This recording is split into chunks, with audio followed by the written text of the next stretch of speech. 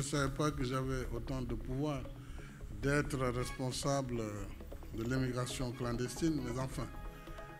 Non, je crois que très clairement, le Sénégal, à l'instar de la plupart des pays africains, pour ne pas dire de l'ensemble des pays africains, vit avec beaucoup de douleur la situation de l'immigration clandestine, avec son lot de morts d'abord sur la route de l'immigration, à travers le désert du Sahara, à travers la Méditerranée. C'est quelque chose de très difficile à supporter. Et nous essayons d'abord, en ce qui nous concerne en tant qu'Africains, de donner des solutions alternatives à la jeunesse africaine.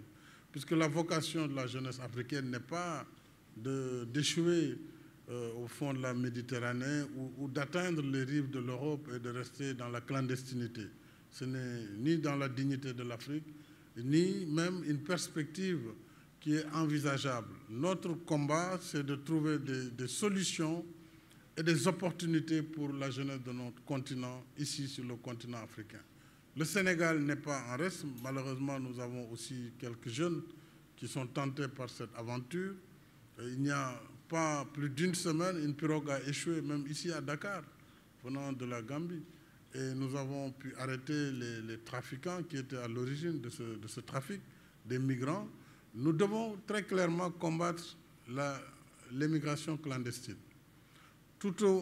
En même temps, nous devons travailler avec l'Europe pour qu'il y ait plus de liberté dans la circulation, dans l'obtention des visas, que ce soit une immigration normalisée et normale, qu'il y ait des échanges plus faciles pour ceux qui doivent se rendre en Europe, soit pour commercer ou pour étudier, ou parce que c'est des artistes ou des hommes de culture ou des universitaires.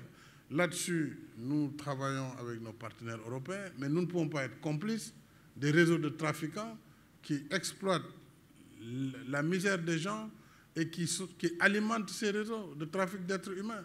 Et nous combattrons aux côtés de tous ceux qui combattent ces réseaux criminels, qui sont des réseaux criminels de trafic de migrants. On ne peut pas être complice, et là-dessus, je veux être très clair, le Sénégal ne sera pas complice de cette forme d'immigration.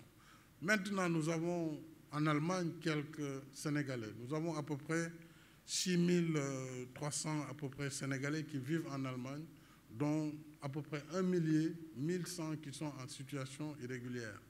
Ces 1100 font l'objet de traitements et nous travaillons avec Madame la Chancelière. Nos deux gouvernements travaillent de façon responsable sur d'abord l'identification.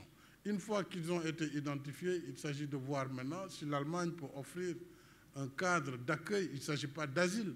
Parce que pour parler d'asile, il faut être dans un pays en guerre ou une dictature ou dans un pays où les gens sont pourchassés. Quoique au Sénégal, quand même, on ne peut pas parler de menaces de cette nature.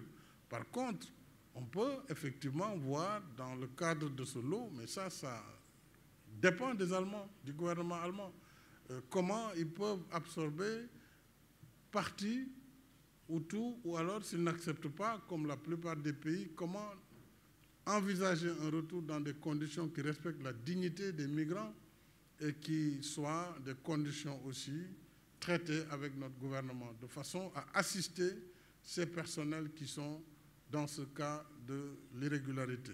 Mais nous avons décidé, Madame la Chancelière et moi-même, de faire en sorte que nos deux gouvernements travaillent sur ce sujet, mais avec beaucoup de responsabilité, avec beaucoup de lucidité et avec beaucoup d'humanisme.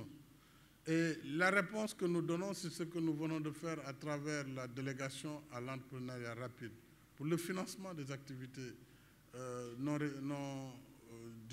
des activités non salariées et renforcer l'entrepreneuriat chez les jeunes. Nous avons aussi d'autres programmes et c'est pourquoi je lui ai soumis, Madame la Chancelière, cette vision de la DER ou du PUDC pour que, à travers les réponses dans le partenariat, nous puissions fixer les gens sur les territoires. Si nous arrivons à amener l'eau, l'électricité, les pistes, et que nous créons les conditions de vie, les gens ne laisseront pas leur territoire pour aller à l'aventure comme ça. Donc, la réponse, la vraie, c'est que l'Afrique doit trouver les solutions. Et l'Europe a tout intérêt à nous accompagner dans ce schéma. Mieux vaut agir plutôt que d'amener le médecin après la mort. Donc il faut que l'Europe, en anticipation, travaille avec nous sur les solutions d'inclusion nationale sur nos territoires, sur les financements de la perspective de l'emploi des jeunes et de la formation. Je pense que ce sont là quelques-unes des pistes que nous pourrons explorer et je m'en arrête là.